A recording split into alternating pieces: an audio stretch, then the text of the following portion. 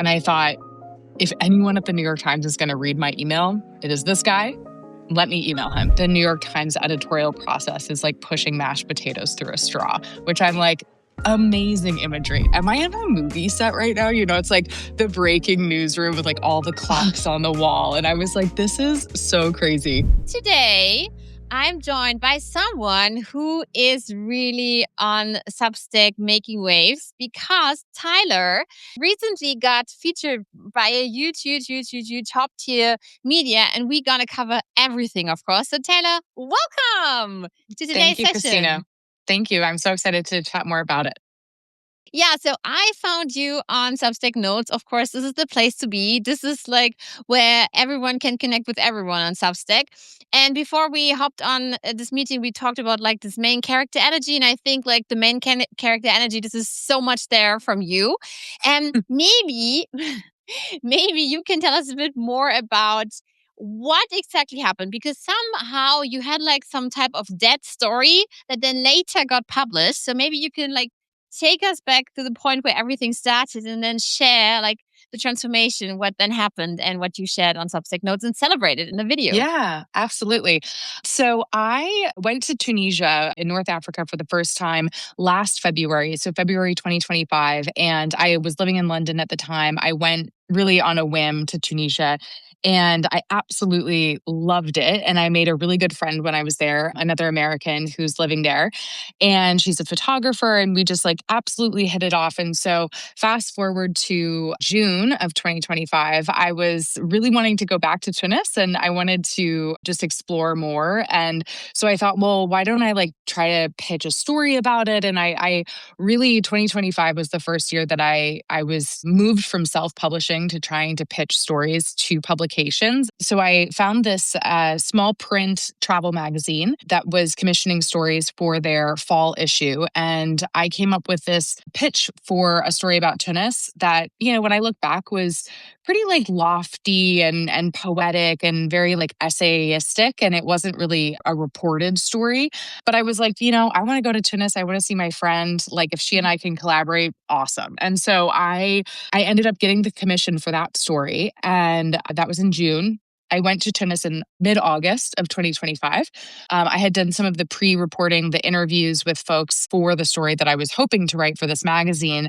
And like, as I was doing these interviews, what started as this really like poetic sort of vague, frankly, pitch that I had come up with, like a different story started taking shape. And I think this is often what happens when you are telling stories about places and people is like you have an idea of what the story might be, but in the process, a lot could be revealed. And so as I was doing these interviews, a different, more interesting story to me started to take shape. And so as I was in Tunis in early August, I was starting to draft and we were photographing the piece and I emailed the editor and I said, hey, you know, I know the draft is due in about a week and a half. Just so you know, it's like taking a slightly different shape and here's what it's going to look like, I think. He was like, yeah, I trust your reporting on this. Like, sounds great. Submitted the draft and then we went through maybe one or two rounds of edits and then I think he was very generous and very kind, but it was basically like, this is a really different than what you had originally pitched. And I was like, that's totally fair. It is. And also, it's the first time I think as a writer, I've had a moment where I was like, you're right that it's different than the pitch, but I'm not going to tell a story that I didn't find there. I need to stick with what I've written. And it was like a really mutual, like no shade, no problems with this publication. It was a wonderful experience. And like very generously, they paid a kill fee for the piece and said, you know, good luck getting this placed somewhere else. So that all happened rather quickly in mid-August. I was fortunately like on vacation. So I was at that point. So I was like, whatever, I'll deal with this. You could like enjoy the sun and everything. So when I got the email that they weren't going to move forward with it, I was like at an Italian villa with my best friends. Yeah. Like I was like, I'll worry about this later. I let it sit. I started thinking about other publications that I could reach out to. And like, to be honest, was still thinking of like, I don't know, maybe like if this small magazine was like super niche, like more mid-tier publications. I was not thinking about the New York Times at that point. And then in October, literally was like up late one night. I was on the New York Times website. I found an editor who specifically had said that he was in the Peace Corps in Gabon. So the Peace Corps is a US international aid organization. I was also in the Peace Corps in Tanzania. So we kind of had that connection. Peace Corps volunteers tend to, yeah, just have like a nice like connection in that way. And then he also said on his bio, also like the hot tip, all the editors on the New York Times website are featured and they have little bios and they tell you what they like stories about. So it was like his profile was basically, I was a Peace Corps volunteer in Gabon. I'm really interested in stories about sub-Saharan and North Africa and a few other things. And I thought, if anyone at the New York Times is going to read my email, it is this guy. Let me email him. So I like tediously crafted this email and I decided to really just make it really human. And I started it by being like, hey, I'm a returned Peace Corps volunteer as well. I served in Tanzania. Love to see that you served in Gabon. I'm sure we could swap stories. And then I pitched the story and did frame it a bit differently for the New York Times travel section. He responded very quickly. He was like, this is interesting. Tell me a bit more about what you're thinking. And I think rather than getting in all the weeds of the back and forth of the email, what I learned from that process is like a really good editor is going to see the seed of your idea and is going to help you like flesh it out a bit. And I also really appreciated like I don't have technical travel writing experience. And so when he asked for work samples, I said, like, I don't have something that's like technical travel writing, but here are some essays I've written about travel. And then here are some other like narrative reporting I've done. So I think that was a good lesson too of me being willing to say, like, I don't have something I can show for this, but I do have these other things I can show you. And then having an editor who's like willing to take a chance and, give you the opportunity to write the story. And like I think I've really learned that a good editor is going to like let you show them how you think and they're going to make the decision based off of that, not just like an email pitch, which I'm immensely grateful for. Yeah. So that was, gosh, I feel like this has been such a journey, but it's such a long process. Like every time I've gotten a story in a publication, I'm like, wow, like it's 10, 11 months from start to finish. Wow. And this is something that everyone who's listening right now needs to keep in mind. These rejections are real. Sometimes you're getting whatever, like 100 rejections or so, and you're waiting and you're waiting. And even if you get like an approval or so to keep going, then it might also take some months. And it's even worse when it comes to book publishing and stuff. What I love was what you said with the Peace Corps, that you said you had already like this connection. Also, what you said that he saw the seed of the idea. So he saw, okay, you have the potential. I want to help you. I'm going to invest the time. Do you have the feeling this is something that the New York Times can do, or do you have the feeling others can do this as well? Taking the time to really create this quality piece. So I've gotten published in a few different publications at this point, and they're all slightly different. And the editing experience has been different with each of them. And what I've learned is like the New York Times, like my editor at the Times, like once he's like, oh, this is an interesting idea, right? Like we don't have a lot of stories about Tunis. We haven't published something about Tunisia or North Africa recently. Like, this is a unique angle because basically the story is about, in large part, is about like young entrepreneurs building businesses and the very creative scene that's happening in Tunis. So it's also an inversion, so to speak, on like the typical story you might hear about like North Africa. So it behooves the editor to also help bring that really compelling story out of a writer. And I've really learned that like that process of like the writer and editor working together to do that is like it's what makes a really good story. And there is a lot that is my role and my responsibility. But at this point, the three editors that I've worked with that have really start to finish, like made my writing significantly better. Like it's because they invest their time in it, and that it helps them as well because then, he's going to his boss and pitching my story and then it gets published and it does well. And that shows that like he and I have a good editorial relationship. So I think what I would say, maybe to add on to that, is like what I'm learning is like there are publications who are maybe more interested in like churning out faster content. That does not necessarily mean like lower quality. I just mean like it's probably shorter form and faster, which means like the editors are probably not spending as much time trying to thread like a more nuanced story. They want just to make sure they check the boxes they need to check. And that's like a really important kind of writing. And then there's other writing that's like a bit more intricate. The other publications you were already published in, what are the others? Can you like name some of them? I sat down in January 2025 and Mm. I was like, I'm going to start pitching my work. I have no idea how this works. I have never done this before. And I just started like throwing spaghetti at the wall, as they say. And in January, I knew I wanted to write a personal essay. I had been in a relationship with someone for 4 years. We Mm. ultimately ended up separating, calling off our engagement because he was involved in a high control group cult like program. And I wrote a story about this that I knew like in January 2025, I was like, I want to pitch this to The Cut, which is part of New York Magazine. And I was like, I have no idea how I'm going to do that, but I want to do that this year. And so I started pitching, trying to get my foot in the door in other places. So the first one was I wrote a story for Business Insider. That was one of those, like, they churn out a lot Mm. of content very quickly. Those are like definitely more like SEO types of pieces. But the story that I wrote was kind of related to the piece I wanted to write for The Cut. And so I was like, let me do this. Let me like get my foot in the door. I mean, it got published in, I think, June of 2025. The piece in The Cut by New York Magazine got published in August of 2025. The first time I did like more narrative reporting, I wrote a story for a small running magazine. So you really made the decision last year and you said, I want to become like a published author. This is great. And do you know where this was coming from? Like the source of this? My desire to get published. Yeah. I mean, I've wanted to write since it's like the first thing I ever knew I wanted to do.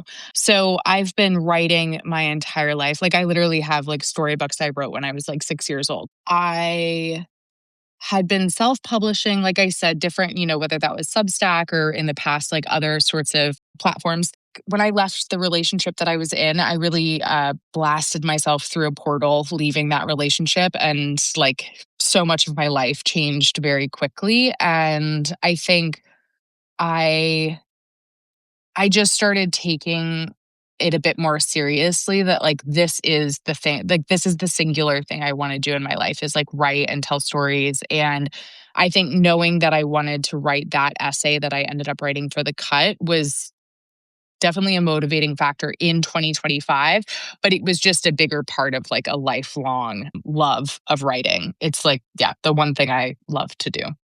So you really made your dream come true. And I know from your video, which you shared a note, that you said that for the editor from the New York Times said something like, when it comes to the editing process, like pushing mashed potatoes through a straw. This is also how it So felt. good. Could you share a bit more about this? And then also, of course, about the moment where you could actually do this super surreal, incredible thing you did afterwards, like where you could open the door and go into the, you know what I mean, Oh, like into the building, you know? yes. So we kind of like left off the story and like I was emailing with him. Basically, this was in October. He ended up like commissioning the story, right? So I get the paperwork.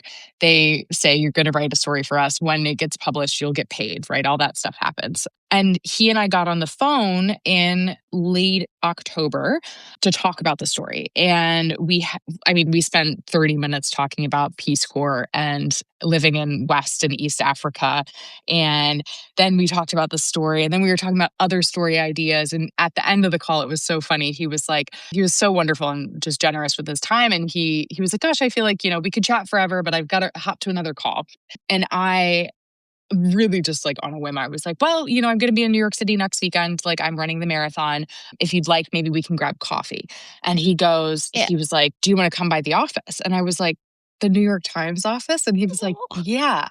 And so I was like, yes, of course I want to do that. Like, obviously I want to do that. So, he sent me whatever, like details to get in and whatever. So I ended up going the following week to the New York Times office in New York City.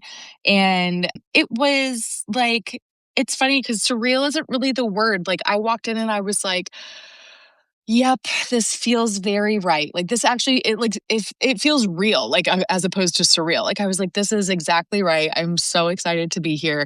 I wasn't there to pitch the story. Like he had already commissioned it. I was already working on it. So it really was just an opportunity for he and I to meet. We like spoke for almost 2 hours about editing and writing and travel writing and what makes a good story.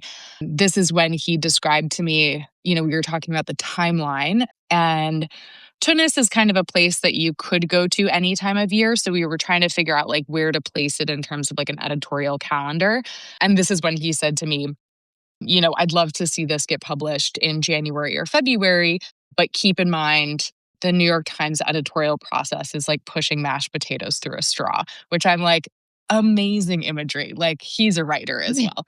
And so basically his point was we're going to aim for January, February, but it could be the spring, it could be the summer, because like all news, because travel is also a type of news, right? Like my story could get bumped at any point because Delta has announced a new points program and all of a sudden, the calendar shifts. So I had this wonderful experience at the Times. He showed me they have like a very cool museum in the building with all like the archival memorabilia from the paper's history.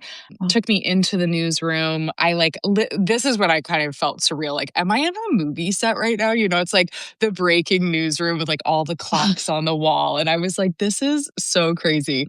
And he introduced me to the other editors in the travel section and the head of the section. And yeah, it was just, I mean, I come back again and again to just, he was immensely generous with his time, so willing to, yeah, just work with me and share with me about he'd worked at the Times, I think 15 or 20 years. So it was just a truly wonderful experience. And he was right that it is like pushing potatoes through a straw, because I submitted my draft. I filed the story, I think December 15th, and then heard nothing until like a few weeks into January. And I was like, okay, I don't want to Mm. seem too keen, but I follow, I followed up because like everybody's following up in January because it's like, Yeah. we're all back from the holiday. So I like email him and I'm like, hey, just checking in. Like, do you need anything from What's me? up? Can I help in any way? And he basically was like, you sit tight. We don't need anything from you. You're all good. We'll get back to you like, whenever, which is great. But it's Oh. also like, oh my God. And so I didn't hear anything again until days before the story was published. So March 16th or something. Um, Mm. and so, yeah, And this from was just a few days before your birthday, my right? So birthday. Yeah. it Yeah. was a like double celebration party then. Yeah. It was so fun. Yeah. I, was starting to feel like, oh my gosh, this is never going to come out. I also think like, I don't know what your experience has been of like these big milestones that you have in a career, creatively, professionally, where it's like, it's happening, but you don't really believe it's real until it actually happens. Like, I Mm. had like a commission, like paperwork and it was happening. They sent a photographer there. Like I knew it was happening, but you still don't really, I feel like you can't internalize it until it's actually out in the world. And so, yeah, it was just absolutely, I was like beaming, so excited once it happened. Irresistible Glow of Tunis. Was it your title or was this something that the New York Times No, then changed? I didn't even have a title for it. I like Yeah. left that up to the editors, but when they showed me this, I was like, "Oh my God, this paired with that photograph still gives me Yeah. chills." Perfect. And they took the photo. Yeah, they sent Jeremy, I'm blanking on his last name, which is terrible, but they sent a photographer to Tunis to shoot the piece. I see. Yeah, because I think this really, yeah, gives this article so much more life and energy. Because if you Mhm. then just scrolling, of course, I love already like the lead and everything, which definitely wants me to read more and more and more. And all this is wonderful. This is super.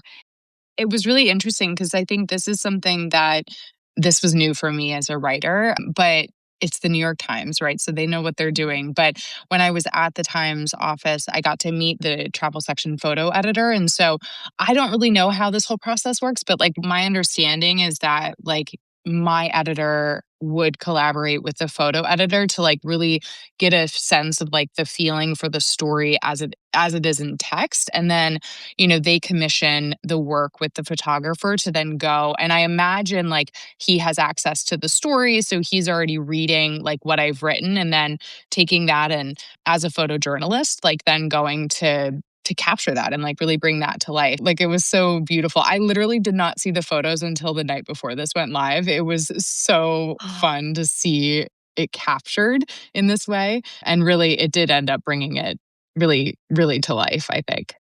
But I guess there are also some writers who can do both, right? So they can write and then they can also share photos. But I guess for the New York Times, it's better than to send a photographer there as well to really have like this quality Yeah, I do standard. wonder about this. Like, I'm not a photographer. I mean, as we all do, have my iPhone, but I am not in any way a photographer. It's And not to so get easy to the capture this. blues, the way the blue paint is like The it's blues, impeccable. exactly, the blues. Yeah.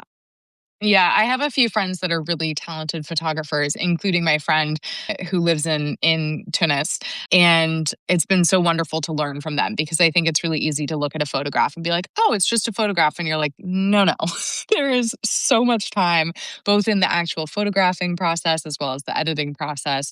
I'm very nomadic. I don't really live anywhere. I travel very often. And so it's like I do think it would probably benefit me to learn a bit more about photography, especially so if I go to places that are even further off, like I hate the expression, but like off the beaten path, that I could take photographs of that because, there are some places that might be harder for the New York Times to send a photographer to. So something to think about. And I do think it can be really compelling for a writer to be able to capture that imagery as well as part of their storytelling. Yeah, so I could imagine, as we heard, like from the New York Times, it took some time to actually get this story out there into the world. Of course, you did lots of tweaking together with the New York Times. You became a better writer, but at the same point, I could imagine that you could say you're standing somewhere, you're seeing someone chatting in the chat, you're seeing like a wonderful tree and the sun is setting, whatever, and you're gonna say, "Oh, I love this moment. I have to write about this moment, and I want to share it with the world." This could be the moment, where you're sharing the photo and you're sharing just a quick writing about this moment or so, and then you're also gonna feel like, oh, this excitement or so. It doesn't have to be like a published thing where it takes whatever, like 4 months or 6 months or so. This is what I mean. Did you have like started also like in 2025 or before already? Like, did you started writing like a blog or something before? We heard about your journals and stuff, but were there already like something written on the internet before that? Yeah, I had been writing on Substack. I think I started my Substack, which is called Girl Resting, The in resting it. March of 2024, I want to say, and started publishing on there. Before that, I was using Medium quite a bit.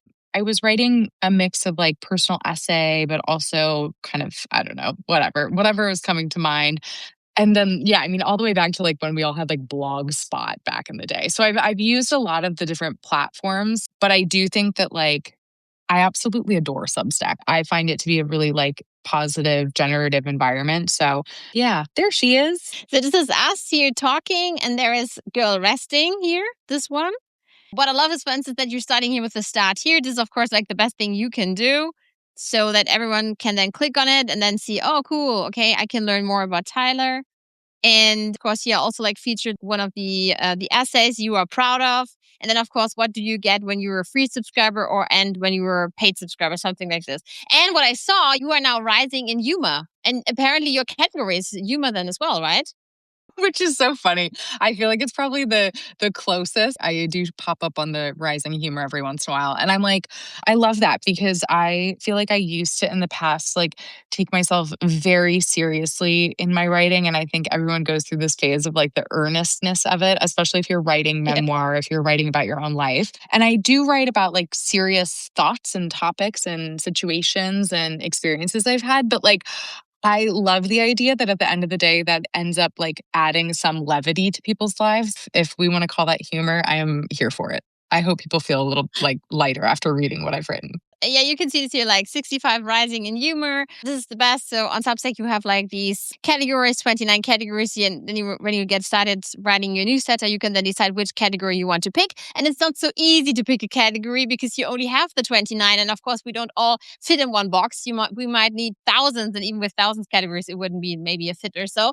Yeah, you have to pick one. And Tyler, she picked humor. And I think it's a good fit. Yeah, what else would you pick? Like literature or so? I don't know, culture maybe? Yeah, I think humor is a good fit, right? It's so funny. I haven't even like looked back on that since I probably first selected it. But yeah, I mean, I write a lot about like I think women's interiority, women's experience of the world. I write a lot about sex and dating, and like I'm constantly laughing at like the stories and sort of funny moments that I have found myself in. And so I think humor is a good fit. And I think that happens as well with travel, like everything in my life, like travel, dating, family, like culture, like it's all I think finding the kind of funnier side of things, or that's maybe not the right word, but like the levity in it is my approach to how I think. So And when it comes to your approach to your girl resting newsletter, can you share a bit more about this? How you're doing this now? Do you publish on a weekly basis? Do you do this like, because I can see these weekly wrapped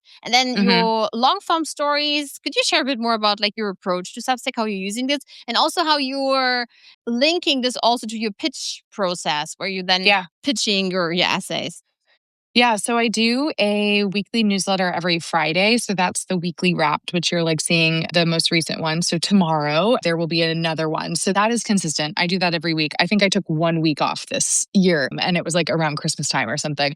That's like my week at a glance, what I'm reading, what I'm listening to, something I'm thinking about, things that are bringing me pleasure. It's meant to be very lighthearted, fun, easy to read. I like it too because I can like link out to other things. So, for example, if they're like, let's call them like reoccurring characters, so to speak, in like some of my long form essays, they might get mentioned in a weekly wrap. So I can like tie that back to like some of my longer form writing. But the weekly wrap, those are super fun for me to write. Those are like just in a way archiving like what's going on for me each week. And then I would say I don't publish a long form essay every week, but I probably do at least bi-weekly. Right now I have like so many other writing projects going on outside of Substack. So I'm like, no, I don't have as much time for the long form essay. I love writing those and they're my favorite thing to write. I also can find myself actually getting distracted from like things where I have deadlines on other writing projects because I just start writing essays for Substack. But I would say, like, in terms of cadence, those are at least twice a month. And if I'm really in a good place, like hitting a stride with writing, I might do 3 of those a month. But you're also often going with memes and what it means to be like a freelance writer. And Yeah. could you share a bit more about your notes approach? Yeah. Mhm. I feel like I have been experimenting with like using the notes for I don't know, the last 6 or 7 months. And I kind of had it in mind, like, oh, I should be using this like consistently and like post every day. But I think with social media in general, Instagram, Substack, TikTok, whatever, like the moment I start getting into like this rigid thing of it has to be like this every day is usually when like my creative energy gets a little zapped out of it. And so I think I've like flourished with social media only when it's coming from a genuine place of like, I'm excited about this and like I like what I'm posting. I'm not just posting this to like check a box. Mhm. So I was a little bit sporadic with it. I posted like a picture of me absolutely blubbering after I found out that the New York Times story was going live. And like that note did Yeah. really well. And like everybody is like, all these beautiful strangers on the internet are like, congratulations, and reposting it and all of this. And so I think I saw the power of that. Obviously, like more people are drawn to your page, you get more subscribers. And then I was like, oh, this is like, I could be sharing more about this. So even just in the last 2 weeks, I've been feeling more naturally like inclined towards writing these notes and like just kind of sharing my thoughts and having fun with it. And of course, like my experience is like when you're having fun, other people tend to receive that really well versus a kind of boilerplate, like I'm just checking a box, I'm just writing a note. So yeah, I try to share my writing, but also like kind of again, as I'm in rising humor, like funny like memes and stuff about what it's like to be a writer in the modern era. Yeah, and Nesby said here, you don't have to be a great photographer. A pic with your words can leave already like a lasting impression. And then Mm. someone was also asking here in the chat, and I don't want to miss it out. Do you have any top tips for pitching? Like, do you put your whole pitch into a few sentences or bullet points? Do you always try to make a personal connection with the editor when you message them? This is coming from Jen. That's a great question. I've learned so much this year. Let me like organize my thoughts around it. I think I'm working on a story right now for a international publication, and it's a narrative reporting piece. And I think what that means basically is I interviewed people for the piece, right? So I interviewed sources and experts for the piece. One thing I learned, if you're writing if you're trying to pitch something like that, right? It's like a cultural story. It's about things going on in the world. You might have to talk to other people.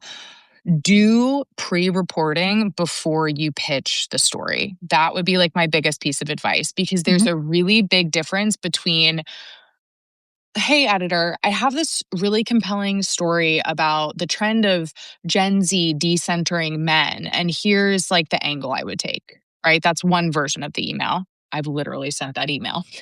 Versus, hey, editor, I've interviewed 25 Gen Z about why they're decentering men, and here's what's come to the foreground. This is the story I'd like to write. 100% you are more likely to get a response. You're not 100% going to get a response, but you are more likely to get a response to that second email, because it shows that you're actually bought in, you've done pre-reporting, you have followed the story a little bit, and you're not just hypothesizing like what the story is. You're saying, I've spoken to 25 people and here's what they're telling me, and I want to craft it into a story for your publication. And I think what happens with that is like the editor then it creates a bit more of an even playing field. Not that there's like a competition, but it's like the editor then knows like if they're not going to get the story, someone else is probably going to get that story. And so I would say like if you're doing narrative reporting, do pre-reporting and go to the editor with a very clear story and mention that you have interviewed people, mention that you've done that pre-reporting. I think with personal essay, it's different. I think with personal essay, for example, I wrote a story about my fiance joining a cult, right?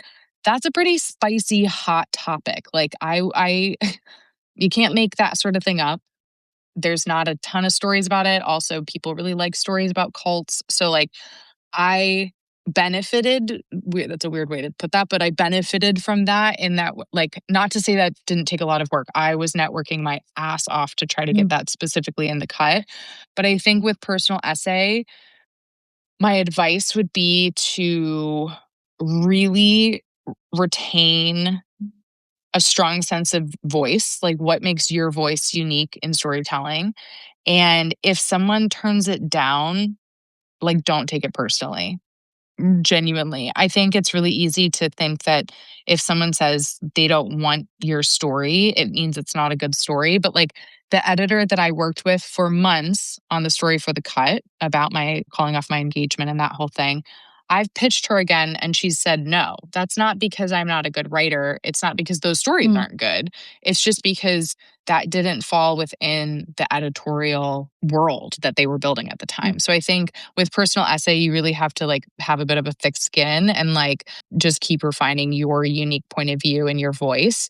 And honestly, like do it self-publish, like get people familiar with your inner landscape. Like this is something I brushed up against for so long, but it's like if you are writing non-creative nonfiction or memoir, like people have to give a shit about you. They have to care about you. Mm.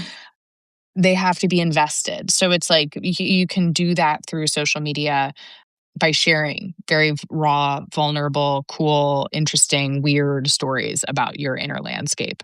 I love that you said really that you have to be invested and you have to, somehow also hype up yourself. You have to be present on the internet. Mhm. Maybe then in the future, you open more doors are going to open because you have the Substack presence. You're going to rise on Substack. You're going to become a Substack bestseller. You know what I mean? They're going to see, oh, wow, she not just has 1,000 subscribers, she has 10,000 subscribers. So maybe this is going to increase the likelihood of getting featured or something like this. I could imagine something like this. Also, sometimes what I'm seeing is you're writing something. We had Ellen Scher, for instance, in the Honor Writing Club. She was writing a story called Aging Out of Fucks. And this Mm. was without her pitching Oprah, but this was something that Oprah then featured, and not Mm. just on their blog, but also on Instagram. You know what I mean? So this is now often happening with Substack. So people are then seeing, okay, what's trending? Is there a specific topic? And it's not so much about like hopping on trends. It's more about like this trend setting, you know, for her, it's this Mhm. aging out of fucks when it comes to midlife and stuff. And for you, this could also be whatever, like now with Tunis, if you would like continue this with other travel stories or so, this could also be something that then suddenly someone would come and say, hey, I love this so much. I would love to feature this. Yeah, I think that's what I love so much about Substack too, is it can really be like a laboratory as well for experimenting and figuring out like what do people resonate with. And like that only comes with consistently sharing different type like consistently sharing your writing and different types of writing. So I've written about a lot of different topics, and like there are certain ones I now know do better than other ones, and like people are more intrigued by, and like it's such a wonderful place to experiment and try things with your own writing, your own point of view.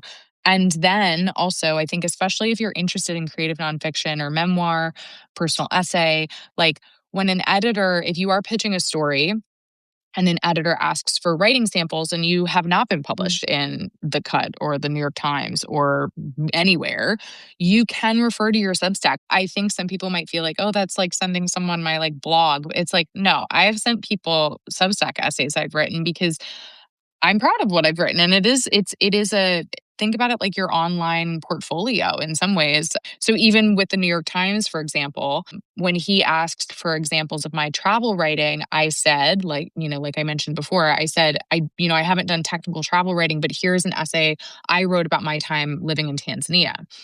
So, and I sent him a Substack essay that I wrote. So he could see that I know how to describe a place. I know how to bring a reader into a setting. And so I wouldn't sell yourself short either. And like your Substack should function as something you're proud to share with people as well. It's not like this stagnant thing you're just putting on the internet. When it comes to personal essays, first thing many say, hey, I don't want to be so vulnerable on the internet. What would you tell these people? I think that that is a very personal decision that you have to make. I think for me personally, I sort a lot of things out about myself and my experience of my relationships in the world through writing personal essay. And I also believe, as a person who deeply loves very raw women's narratives, memoirs, even novels written by complicated female characters or about complicated female characters, I am very drawn to stories that say the thing out loud that you're not supposed to say out loud. And so my belief is that when we tell stories like that, it really does free something up inside of us. I think, particularly for me, one of my writing exercises is I have a list of things in my phone that are like things I should absolutely never write about or stories I could never say out loud. And I often refer to that list when I'm feeling stuck with writing and I try to write about it. And so, for example, like one of the first ones I wrote that I ended up actually then publishing was last summer. I had like, one of the things on the list literally was, I want someone to suck on my toes. And I ended up writing a Substack essay called I Want Someone to Suck My Toes. And it is about like desire and eroticism Yeah. and sensuality and all of these things, but it's also about a lot of other things. I explore the topic and it goes in many winding directions. But I found that like people are drawn to stories that share something that is raw and vulnerable and relatable. And so I think for those who are writing personal essay and they're afraid, like, can I say this thing out loud?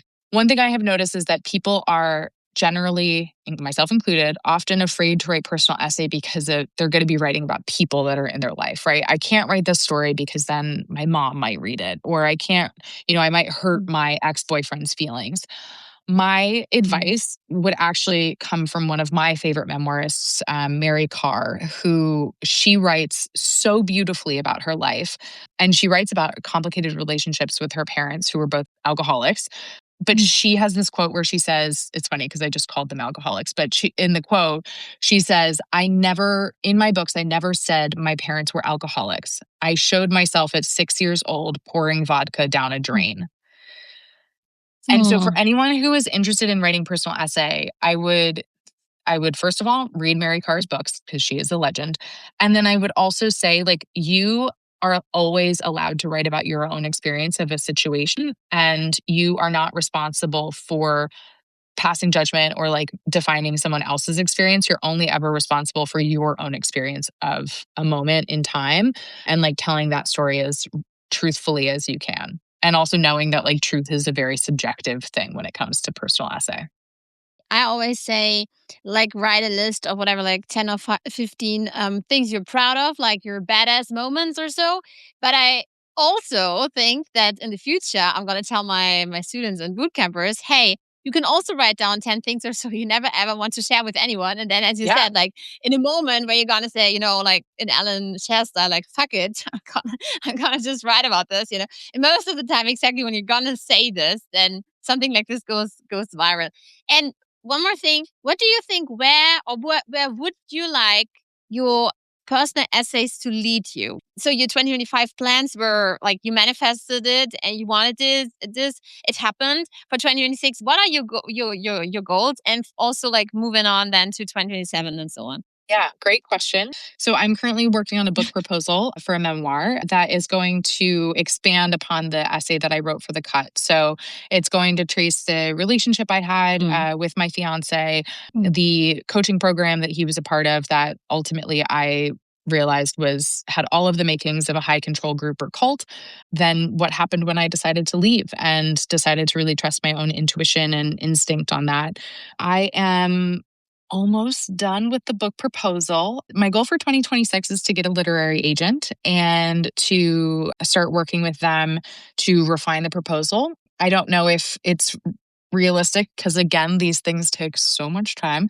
I don't know if it's Mhm. realistic that we would actually be sending it out to editors and publishers within 2026, but I want to work towards that, if not this year, starting in early 2027. And yeah, the goal is to write that story, publish my first book, and continue to tell stories on Substack and gather with people who are interested in telling, I guess, those stories that like we're not supposed to say out loud. And do you think we would also get like a sneak peek into this book because many people are like serializing their books on Substack as well? Do you think we're gonna get a sneak peek if we gonna subscribe to your newsletter, like whatever, like every once in a while you're gonna share a bit more about your ex fiance and Yeah. the cult? I think that there are pieces that I've already written that are going to be built out further in the book. So there's actually already Easter eggs on my Substack Yeah. that are involved in the manuscript or part of the manuscript. And then I guess as I move forward, like I yeah, I mean these are topics that I'm always exploring. So it's like the relationship that I was in, the people that I date now, or the friendships that I have, or the places I'm traveling. Like this is all something that's always feeding into the work I'm writing. And so yes, although yes, it will be featured in some ways, but I do not see myself as someone who's going to like actually serialize and publish the book via Substack. I do have plans to really work on that and get it published with a publisher. And everyone who's listening right now and say, "Oh, I love Tyler. I would so much love to connect with you." What is like the best way to do this? Yeah. Like I said, my Substack is called Girl Resting, which funny enough was like when I started it, it was because I realized like the whole era of being a girl boss was like no more. And I was like, I don't want a girl boss. I want a girl rest. Girl Resting is my Substack. I publish weekly newsletters and essays, a lot about sex and dating and relationships. They're fun, they're funny, they're lighthearted, they're also weird and, I think hopefully enjoyable to read. And then I'm on Instagram as well. Tyler A. Donohue. I think as someone who writes a lot of nonfiction, like I both Substack and Instagram, I like want to invite you into my world and I hope that I do that well. But yeah, find me on the internet. I love I like I said, Substack has been such a wonderful supportive environment and I love all the inspiration and energy from all the strangers across Substack. So yeah, happy to be here. Yeah, and I saw on notes you shared something like you're the happiest girl or so because you get paid to write about sex. Living the So dream. you see, yeah, this is you're living the dream exactly. It was so delightful talking to you. Thank you so much for sharing all these insights. I thank all the people who joined us live and Tyler, I wish you all the best. Thank Fingers you. crossed that all the dreams are coming true. So manifest the shit out of it, as Colette We Fair will. would say. She also, like last year, she got a book deal with Penguin Random House, for instance. She had zero audience, and now she's rocking it. She has now her book tour, and she has, I think, more than 5,000 subscribers now. She also does coaching and stuff. So it's Amazing. amazing what you can build within a year on Truly. through Substack, and the same is happening to me. So Tyler, it was so nice talking to you. Thank you so much for spending some time with me and making this interview part of your day. And wish you all the best and Thank all you the so other much, best. Christina. Talk soon.